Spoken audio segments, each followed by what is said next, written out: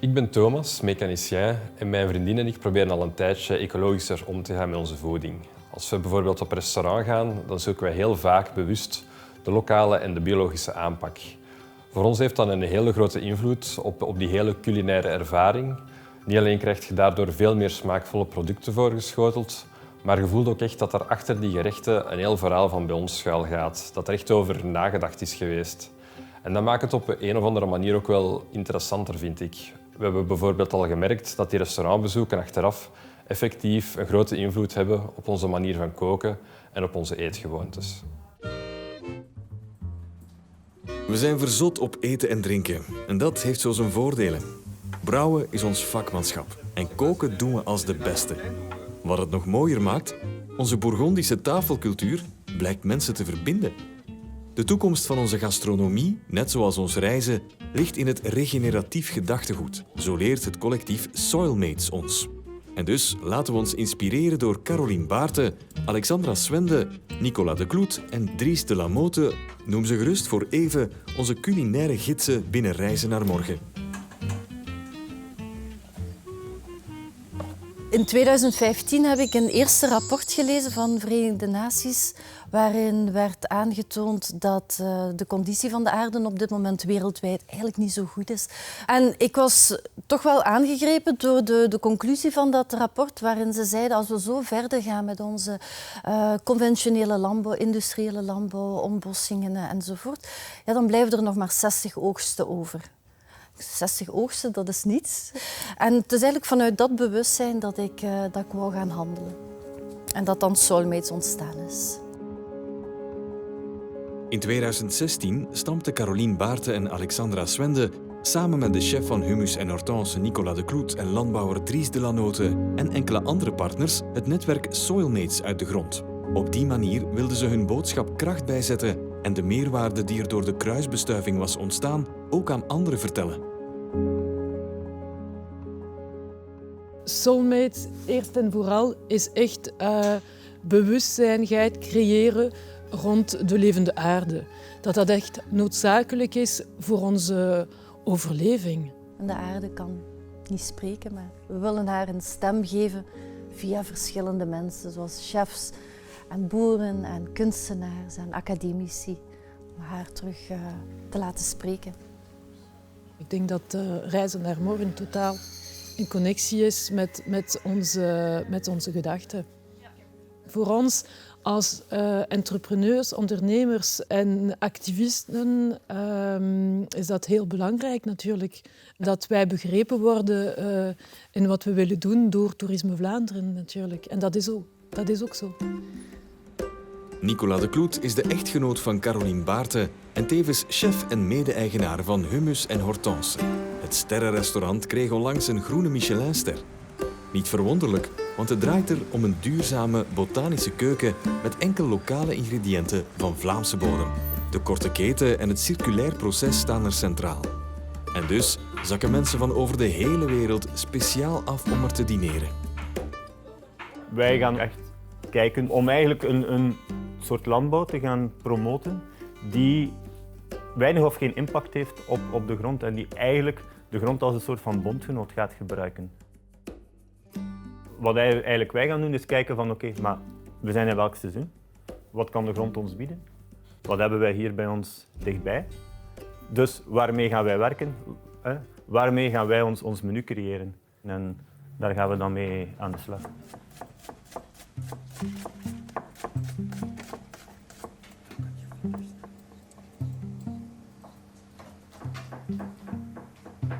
Wij zorgen er ook heel bewust voor om geen afval te creëren.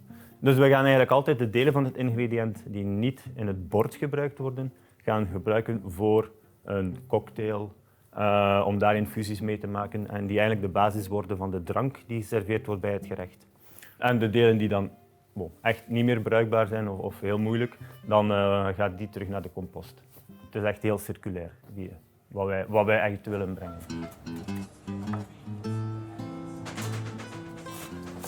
Tijdens de maaltijd leggen wij heel veel zaken uit.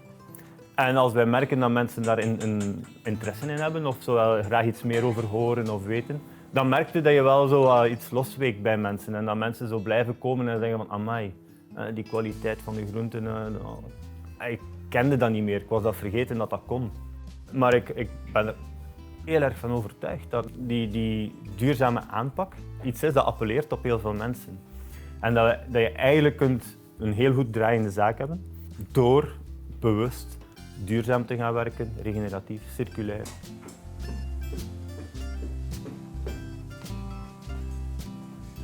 Wat wij merken met het restaurant is dat we toch ook behoorlijk wat mensen uit het buitenland over de vloer krijgen. En ook inderdaad mensen die dan heel bewust, heel specifiek voor ons restaurant kiezen.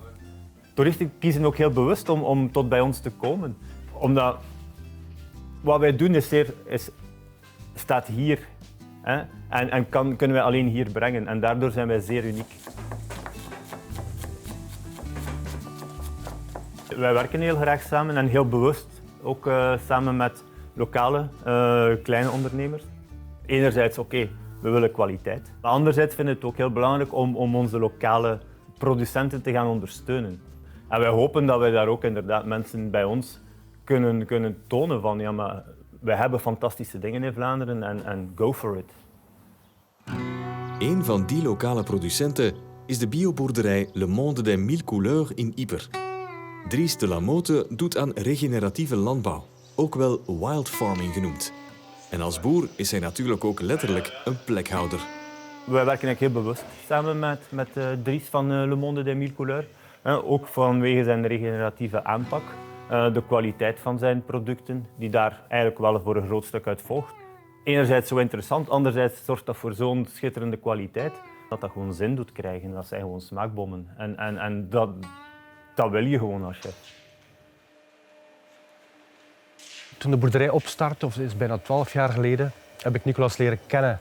Ik voelde echt dat Nicolas het zeer goed meende met de boerderij. En ook in zijn plantaardige keuken, zijn botanische keuken, paste ons verhaal of matchte 100%. Waardoor dat we eigenlijk 100% in symbiose gegaan zijn met Humus en Hortense. Nicolas die belt mij op van kijk, welke groenten zijn er de komende 3 weken voor mijn menu ter beschikking. Welke kruiden. Hij krijgt wekelijks wel een lijst van ons. En hij wil echt die ziel van de boerderij, van deze grond, bijna enkel met zaken van de boerderij hier werken. En zo zijn we eigenlijk organisch gegroeid. Hè. Hier is nooit een businessmodel gemaakt vooraf van ik zal dan nu zo'n boerderij ontwikkelen. Hè. Nee, de ontwikkeling ligt met mensen zoals Humus en Hortense en andere chefs. Dat is de ziel van de boerderij geworden.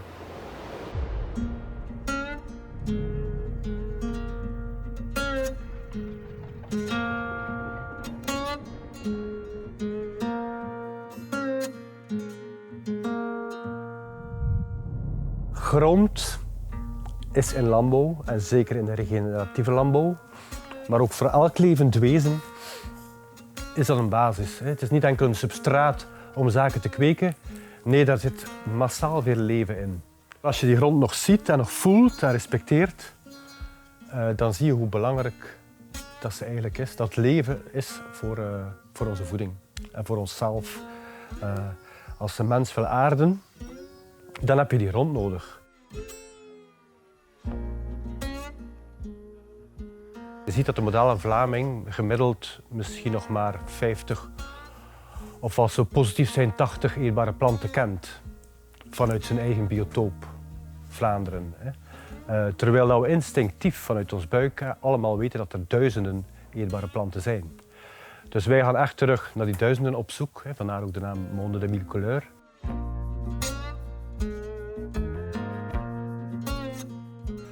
Wildfarming heeft verschillende dimensies. Je gaat gebruik maken van de schatten die onze bodem, onze grond, onze planeet eigenlijk van zichzelf al biedt. Dus we gaan niet zomaar monoculturen plaatsen en enkel kolen op een stuk grond willen. Nee, je gaat ook werken met onkruiden dat we kennen, die dan kruiden worden. Zoals muurkruid, kamille nu dit moment van het jaar. Dus we gaan met alle planten, eigenlijk alle cycli van de plant gebruiken. Ook gebruiken om te eten eigenlijk. We gebruiken bewust geen extra toegevoegde CO2. CO2 via verwarming van de serre of CO2 via artificieel licht. Vandaar dat we eigenlijk echt wel die planten zien als levende organismen en dat we ze ook respecteren op die manier. En dat we zoveel mogelijk gaan samenwerken met hen.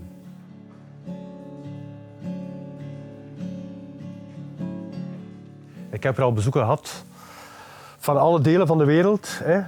En je voelt dat dat iedereen aantrekt. Hè. Iedereen, en je voelt instinctief in zichzelf, is iedereen nog een beetje kind als het gaat over de bodem. Ik wil bewijzen dat we voeding kunnen kweken op de meest natuurlijke manier. En voldoende voeding. En heel veel voeding op een kleine oppervlakte. En dat hebben we nu bewezen. En daar moeten we blijven die horeca op inspireren. Alexandra Swende heeft de artistieke leiding binnen Soilmates. Zij is scenografe en betrekt in de lijn van Reizen naar Morgen bewoners en kunstenaars mee in hun project, om zo de levende aarde een stem te geven. Voor mij is kunst een toegang om door emoties eigenlijk een toegang te geven aan mensen, aan nieuwe ideeën, aan gedachten. Ik ben Sven Verhagen, ik ben een beeldend kunstenaar en ik woon en werk in Poperingen. Ik ben voornamelijk bezig met schilderen en tekenen. Mijn thema's zijn vooral landschap, natuur en specifiek of in het bijzonder misschien wel de vaak verstoorde relatie tussen de mens en de natuur. Onze eerste grote stap was echt het evenement die we deze zomer hier bij Dries hebben georganiseerd. Dus er waren een 10-tal chefs, 4, 5 artiesten. Het was echt een performance dus tussen het culinaire en het artistieke. Dus op het evenement van Soilmates heb ik in de Seyres van Dries eerst wat dagen rondgelopen. En toen ben ik beginnen tekenen met houtskool. Wat ik voelde, wat ik zag, gewoon direct daar ter plaatse. Het was ook echt een super fantastische ervaring. Ook met het publiek erbij. Tijdens dat de mensen konden proeven van het eten, was ik ter plekke samen met muzikanten ook, een fotograaf ook. Ja, gewoon dingen aan het creëren ter plaatse.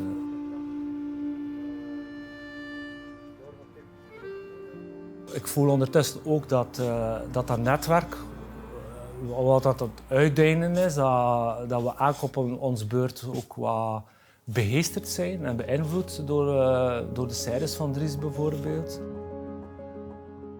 Chefs zijn geïnspireerd ook omdat ze proeven. Ze hebben hier kunnen proeven hoe rijk de smaken zijn van groenten die uit de vruchtbare bodem komen. We willen eigenlijk dat netwerk verbinden tussen chefs en regeneratieve boeren. En zodat dat ook zich kan versterken door de samenkomst tijdens evenementen, jaarlijkse evenementen dat we organiseren. In de Soilmates aanpak geloven we heel sterk in wat ze in het Engels de land stewards noemen, dus eigenlijk earthkeepers. En als land steward, ja, dan denk je ook aan de toekomstige generaties. Je bent niet alleen maar met die aarde bezig op dat moment tijdens jouw leven, maar je denkt ook van hoe kan ik goed zorg dragen voor deze aarde, voor de toekomstige generaties. En dat is eigenlijk iets dat wij ook op langere termijn zien, dat gedachtegoed alleszins willen wij uitstrekken. Van hoe kan een chef daar een rol in spelen? Hoe kan een kunstenaar een rol daarin spelen? Hoe kan een boer een rol spelen om eigenlijk heel goed zorg te dragen voor de aarde vanuit de gedachten dat dat ook voor toekomstige generaties bestemd is? Bij Hummus en Hortense wordt niet enkel gekeken naar de groenten. Ook de dranken willen ze van lokale ondernemers afnemen. Een van de brouwerijen waar ze bier van verkopen is het Verzet. Alex en Koen geven hun eigen speciale touch aan het bedrijf.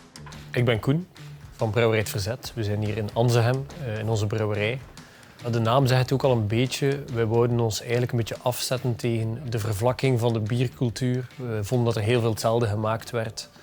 We wouden het eigenlijk op een andere manier aanpakken, nieuwe smaken, maar ook een andere aanpak qua etiketten, qua structuur van het bedrijf, qua cultuur.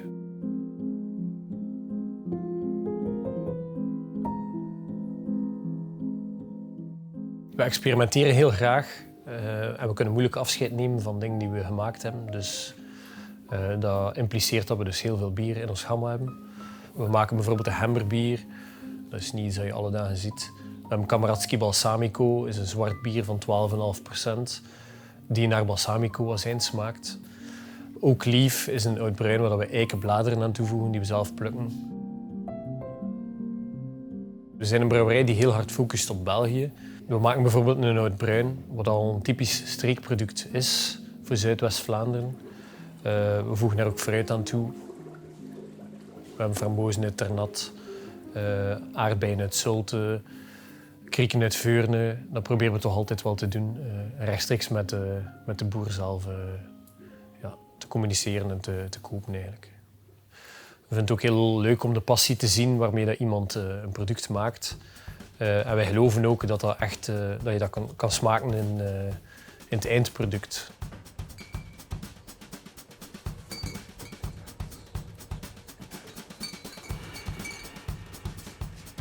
Als mensen naar hier komen om te zien hoe dat wij dat bier maken, dat is eigenlijk het mooiste compliment dat we kunnen krijgen. Dat mensen geïnteresseerd zijn in wat we doen. En we zetten daar ook heel hard op in. Wij geven rondleiding voor 2 personen. Gewoon omdat we ambassadeurs willen, omdat wij geloven dat dat wel super loyaal publiek is. Die achter ons staat. En waar we een soort community kunnen mee vormen. Ja, ik denk als Toerisme Vlaanderen en wij dezelfde visie hebben, wat al zeker wel voor een stuk zo is. We hebben allemaal hetzelfde doel voor ogen, een betere maatschappij. Dat is wel iets dat we samen met toerisme kunnen op inzetten, denk ik. Ongetwijfeld zijn er nog plekken in Vlaanderen waar je elementen uit de visie van Reizen naar Morgen terugvindt. Locaties waar je ziet dat de samenwerking tussen plekhouders, bezoekers, ondernemers en bewoners leidt tot een geheel dat sterker is dan de afzonderlijke delen. Een plek die bloeit en waar bezoekers betekenisvol bijdragen tot het floreren van de hele gemeenschap. Die kruisbestuiving zorgt er ook voor dat de ziel van onze plek met respect gekoesterd wordt en bewaard blijft voor toekomstige generaties. Zal dit altijd gemakkelijk zijn? Waarschijnlijk niet. Maar als we echt iets willen nalaten en streven naar die florerende bestemming, dan is dit de weg voor het toerisme van morgen.